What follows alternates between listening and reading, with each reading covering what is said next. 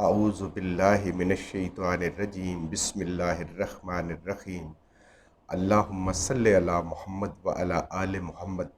اللہ جل شانہ کا بے حساب کرم احسان اس ذات کا کہ جس نے ایک دفعہ پھر ہمیں قرآن مجید سمجھنے کے لیے یہاں پہ ہمیں اکٹھا کر دیا۔ آج ہم انشاءاللہ دوسرا پارہ سورہ بقرہ کی آیت نمبر 168 سے اپنا سبق شروع کریں گے۔ سورہ بقرہ آیت نمبر 168۔ اعوذ باللہ من الشیطان الرجیم بسم اللہ الرحمن الرحیم۔ یا ایہا الناس کلوا مما فی الارض حلالا طیبا ولا تتبعوا خطوات الشیطان انہ لکم عدو مبین۔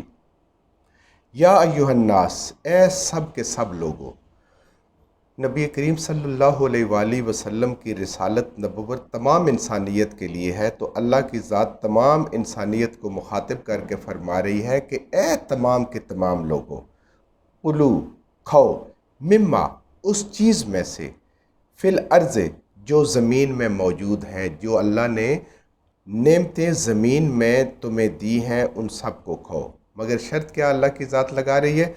حلالن، جو اللہ نے حلال فرمائی ہیں، طیباً اور پاکیزہ ہیں۔ یہ دو الگ الگ ٹرمز اللہ نے بتائی ہیں کہ حلال چیزیں کھانی ہے۔ اللہ نے بتا دیا کون سی چیز حلال ہے اور کون سی چیز حرام ہے، اور حلال میں بھی پھر آگے طیب چیز کو کھانا ہے۔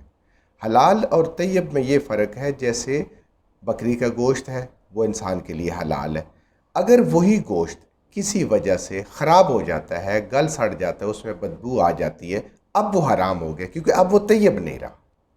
جو چیز حرام ہے وہ تو حرام ہے ہی۔ پھل ہیں وہ گل سڑ جاتے ہیں، اللہ کی ذات ان سے منع فرما رہی ہے کہ ان کو اب استعمال نہیں کرنے، ان کو پھینک دیں، یہ اب آپ کے لیے حلال نہیں رہے۔ تو اللہ کی ذات انسانیت کو کہہ رہی ہے کہ حلال چیزوں کو کھاؤ اور پاکیزہ چیزوں کو کھاؤ۔ حلال چیز بھی جب خراب ہو جائے، گل سڑ جائے، اس کے اندر کوئی حرام کی آمیزش ہو جائے، کسی گندگی کی آمیزش ہو جائے، پھر اس کو آپ استعمال نہیں کر سکتے۔ تو حلال چیز بھی طیب اگر وہ نہیں رہے، پاک اگر وہ نہیں ہے، تو وہ حرام ہو جاتی ہے۔ اللہ کی ذات یہ چاہتی ہے کہ انسان حلال چیزیں بھی کھائے اور پاکیزہ چیزیں بھی کھائے۔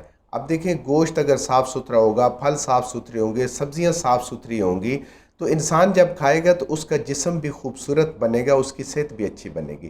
جب اس کی صحت اچھی ہوگی تو پھر وہ اللہ کے کام بھی اچھے طریقے سے کرے گا، اس کا دماغ بھی اچھا چلے گا، اس کا جسم بھی اچھا چلے گا، تو وہ اپنے رب کی جو دیے ہوئے حکم ہے، نماز پڑھے گا، اس کا دل لگے گا۔ ایک بیمار کی نماز اور ایک صحت مند کی نماز میں آپ خود اندازہ کریں، انسان ان مراحل سے ساری زندگی گزرتا رہتا ہے، اس میں کتنا فرق ہوتا ہے۔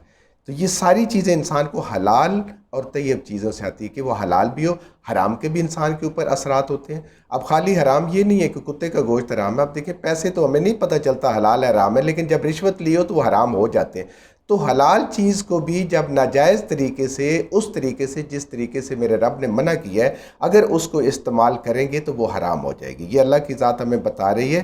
ایک تو یہ کہ بدن کو نقصان پہنچاتی ہیں یہ ساری چیزیں، انسان بیمار ہوتا ہے، اور جب بیمار ہوتا ہے تو پھر اس کی نہ عبادات سے ہی وہ کر سکتا ہے، نہ اپنے معاملات سے ہی کر سکتا ہے، نہ اس کا ذہن سے ہی کام کرتا ہے، نہ اس کا جسم کام کرتا ہے، نہ اس کے اندر جو اللہ نے صلاحیتیں دی ہیں وہ کام کر سکتی ہیں۔ یہ ساری چیزیں کام کرتی ہیں کہ جب چیز انسان حلال بھی کھائے اور پاکیزہ خوبصورت چن کے جتنی اللہ نے توفیق دی ہے اتنی بہترین چیزیں کھائے۔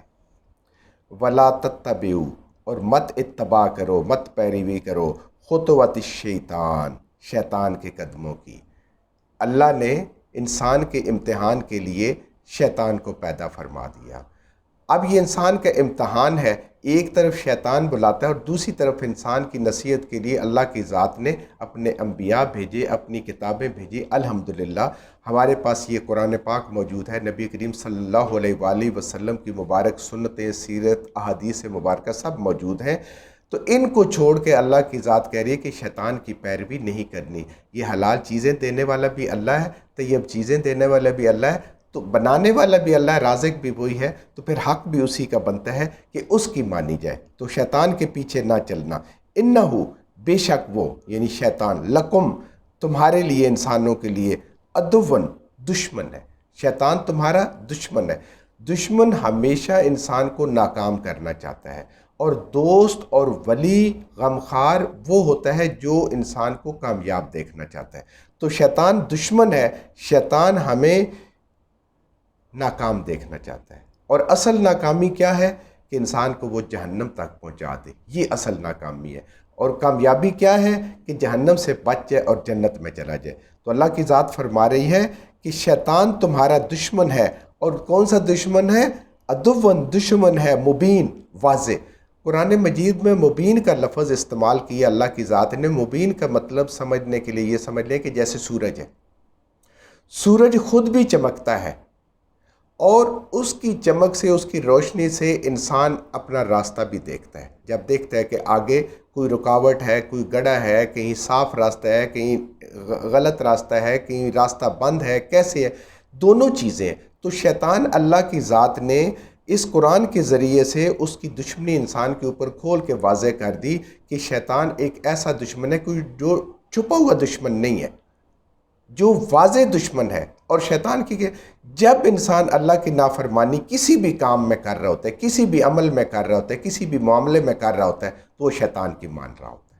تو اس لیے انسان کے پاس جب قرآن کا علم ہوگا، حدیث مبارکہ کی سمجھ ہوگی، تو انسان پھر اللہ کی باتیں مانے گا۔ تو اللہ کی ذات کہہ رہی ہے کہ یہ کوئی ایسا دشمن نہیں ہے کہ جو تمہیں پتہ نہ چلے، تمہیں پتہ ہے۔ انسان کا ضمیر بھی انسان کے اندر سے ملامت کر رہا ہوتا ہے کہ اے انسان، تو یہ جو کام کر رہا ہے، شادیوں کے اوپر، بیاہوں کے اوپر، خوشیوں کے اوپر، غمیوں کے اوپر، لوگوں کے ساتھ معاملات کرتے ہوئے، جھوٹ بولتے ہوئے، غیبت کرتے ہوئے، انسان منہ سے کہتا ہے بات تو غلط ہے لیکن میں یہ ضرور کروں گا، ہے بات تو ایسے لیکن مجھے یہ کرنی پڑ رہی ہے۔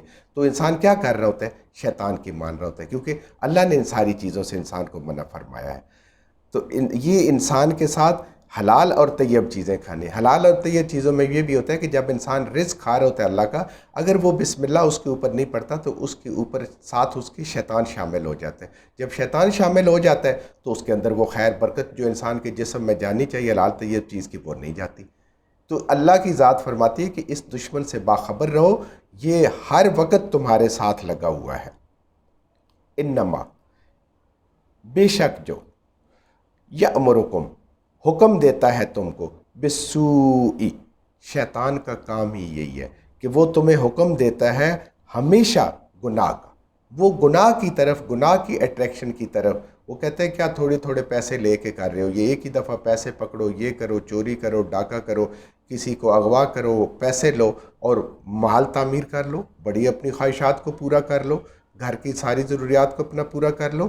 تو یہ ہمیشہ گناہ کی طرف راغب کرتا رہتا ہے، اور جو اللہ کے نبی اور اللہ کی کتابیں ہیں وہ انسان کو ہمیشہ اللہ کی طرف راغب کرتی ہیں، قناعت کی طرف لے کے آتی ہیں، یہ قناعت سے دور لے کے جاتا ہے۔ والفحشاء، اور یہ ہمیشہ بے حیائی کے کاموں کی طرف انسان کو لے کے جاتا ہے۔ کتنا بڑا دشمن ہے کہ ہر کام گناہ کا کروائے گا اور ہر کام جو ہے وہ بے حیائی کا کروائے گا۔ فحشاء اس بے حیائی کو کہتے ہیں جو بڑے بڑی بے حیائی کے کام ہوتے ہیں، جو راستے بے حیائی کی طرف جاتے ہیں، یہ ان پہ لے کے جاتا ہے۔ غیر محسوس طریقے سے انسان کو اس کے اندر جو وقتی لذت محسوس ہوتی ہے، انسان ان گناہوں کی طرف چلا جاتا ہے۔ وَأَن تَقُولُوا، اور اگر کہیں آپ، علی اللہ، اللہ پر،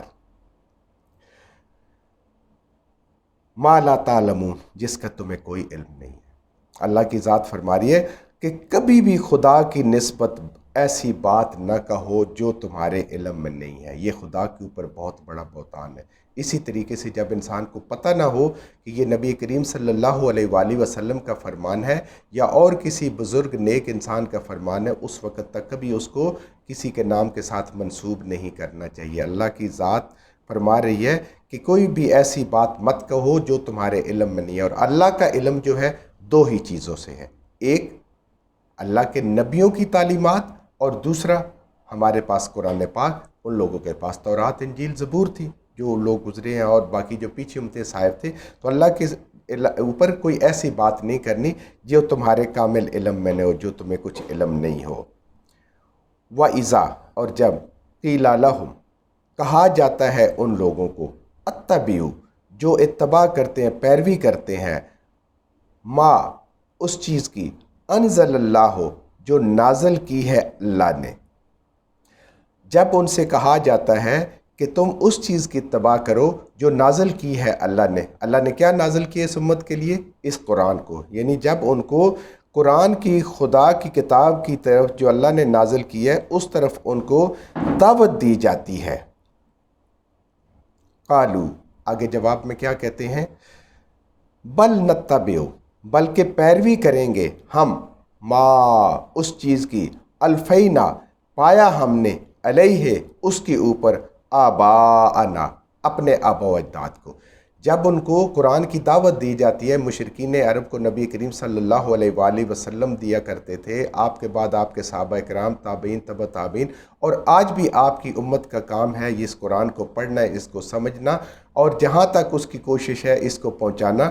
تو یہ جواب آج بھی ملتا ہے اور اس وقت ہی ملتا ہے کہ ہم تو اس چیز پہ رہیں گے جس پہ ہمارے آبا و اجداد، جس پہ ہمارے بزرگ چلتے آئے ہیں۔ ہم اس چیز کی طرف آنے کے لیے تیار نہیں ہیں جو قرآن کے اندر لکھی ہوئی ہے۔ یہ انسان کی بہت بڑی بدبختی ہوتی ہے۔ اللہ کی ذات کہتی ہے کہ اگر آبا و اجداد آپ کے مسلمان تھے، صحیح پہ کام پہ تھے، تو نورن علی نور ہے۔ آپ کہیں کہ میں بھی قرآن پہ اوپر چلتا ہوں، میں بھی قرآن کا حکم مانتا ہوں، نبی کریم صلی اللہ علیہ وآلہ وسلم کے مبارک احادیث کو مانتا ہوں، ان پہ عمل کرتا ہوں۔ الحمدللہ میرے والدین بھی ایسے تھے، میرے آبا و اجداد بھی ایسے تھے، میرے بزرگ بھی ایسے ہی تھے۔ لیکن اگر انسان کہے کہ میں تو یہ اس لیے کرتا ہوں جی کہ میرے باپ دادا بھی کرتے تھے، قرآن کا اس کو پتہ نہیں ہے، حدیث کا اس کو پتہ نہیں ہے، تو اللہ کے ہاں وہ عمل قابل قبول نہیں ہے۔ اللہ کہتا ہے کہ میری کتاب سے علم حاصل کرو اور میرے لیے اعمال کرو۔ تو جب ان کو کہا جاتا ہے وہ کہتے ہیں نہیں، ہم تو وہی کریں گے جس پہ اپنے آبا و اجداد کو پایا۔ وہ اگر بت پوجتے تھے تو ہم کیسے بتوں کو چھوڑ سکتے ہیں؟ وہ اگر بتوں پہ چڑھاوے چڑھاتے تھے ہم اس کو کیسے چھوڑ سکتے ہیں؟ وہ اگر شرک کرتے تھے تو ہم اس کو کیسے چھوڑ سکتے ہیں؟ وہ تو غلط نہیں ہو سکتے، وہ تو بڑے سمجھدار اور بڑے تھے، اور نبی کریم صلی اللہ علیہ وسلم کو کہا کرتے تھے کہ آپ 40 سال کے نوجوان ٹھیک ہیں، اور ہمارے اتنے اتنے بڑے بزرگ اور اتنے اتنے بڑے فیصلے اس دنیا کے کرنے والے، مسئلوں کے حل کرنے والے، وہ غلط ہو سکتے ہیں؟ نہیں، اللہ کی ذات پرفیکٹ ہے، باقی کوئی انسان پرفیکٹ نہیں ہے۔ تو اس لیے انسان کی جو بنیاد ہے علم کی وہ قرآن ہونا چاہیے، نبی کریم صلی اللہ علیہ وسلم کے مبارک احادیث ہونی چاہیے، اور اس کے مطابق عمل کرنے کی کوشش کرنی چاہیے۔ جو کوتاہی رہ جائے وہ اللہ سے معافی مانگنی چاہیے۔ اولو کانا، کیا وہ کانا تھے، آباؤہم، جو ان کے آبا و اجداد تھے، لا یعقلون، وہ ہدایت پر ہی نہیں تھے، ان کو عقل ہی نہیں تھا۔ ان کو عقل کیوں نہیں تھا؟ کہ انہیں آخرت کے انجام کا اپنے کا اندازہ ہی نہیں تھا۔ اور وہ عقل کے استعمال کرنے کا وہ ہوتا ہے کہ انسان کا ہر عمل جو ہوتا ہے اس کا نتیجہ وہ آخرت میں سوچتا ہے کہ آخرت میں مجھے اس کا کیا صلہ ملے گا، یا آخرت میں مجھے اللہ نے ڈرایا ہوا ہے کسی کام کے ڈرنے سے۔ تو اللہ کی ذات کہہ رہی ہے کہ وہ لوگ تو ہدایت پر ہی نہیں تھے، ان کی تو آخرت پہ نظر ہی نہیں تھی، وہ تو خدا کو پہچانتے نہیں تھے، خدا کے نبیوں کو پہچانتے نہیں تھے۔ تو اس کے باوجود شیئن، کچھ بھی، اور ولا یعتدون، اور نہ ہی وہ ہدایت پر تھے۔ تو آبا و اجداد کی اور بزرگوں کی اندھی تقلید کرنے سے اللہ کی ذات منع فرما رہی ہے۔ اللہ کی ذات کہہ رہی ہے تقلید کرنی ہے تو اس قرآن کی کرو، تقلید کرنی ہے تو آپ صلی اللہ علیہ وسلم کے مبارک احادیث سے کریں۔ جو حکم قرآن میں دیے جا رہے ہیں، جن چیزوں سے قرآن میں منع کیا جا رہا ہے وہ کرو۔ اگر آپ کے باپ دادا بھی یہی کر رہے تھے تو یہ اللہ کی بہت بڑی مہربانی ہے ان کے اوپر بھی اور تمہارے اوپر بھی۔ لیکن تقلید ماں باپ کی نہیں کہہ کے کرنی۔ کوئی بھی عمل کرنا ہے یا اللہ تیرے لیے کر رہے ہیں، تیرے قرآن سے ہمیں سمجھ آیا، تیرے نبی کریم صلی اللہ علیہ وسلم کی تعلیم سے ہمیں یہ بات سمجھ آئی ہے، ہماری عقل اتنی ہے، ہماری فہم اتنی ہی ہے، ہم اس پہ عمل کر رہے ہیں، تیری شان بہت بلند ہے، تو اس کو قبول کر، اس کے اندر جتنی غلطیاں، جتنی کمیاں، جتنی کوتاہیاں ہیں، یا اللہ تو ہمیں معاف کر دے۔ یہ نہیں کہ باپ دادا کی تقلید کرنی ہے۔ جو کچھ ہم نے صحیح سے پڑھا اللہ ہمارے ذہنوں میں، دلوں میں بٹھا دے۔ جہاں جہاں پڑھتے ہوئے بولتے ہم سے غلطی ہوگا اللہ ہمیں معاف فرما دے، اور ان غلط باتوں کو ہمارے ذہنوں سے، دلوں سے اللہ کی ذات نکال دے۔